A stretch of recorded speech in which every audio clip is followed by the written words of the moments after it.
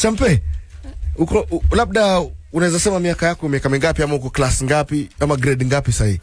Niko na 9 years. 9 years. Grade 3 and 4. 3 and 4, eh? Amazing. Sasa pale skuli watu wanakujua kama Champe ama watu wanakujua kama tu student tu pale ni? Wananijua. Wanakujua kama Champe. Walimu wanakuonaje? Walimu tunasema una trend sana. Wanaona una trend sana. Una trend sana. Lakini unasumbuanga ukiwa shule? Uko sure? Usumbuangi walimu? Sasa unatusumbua tu TikTok. Ni TikTok tu umeona utusumbue. Uliona ile video yenye mtu alikuwa anakuuliza unasomanga saa ngapi?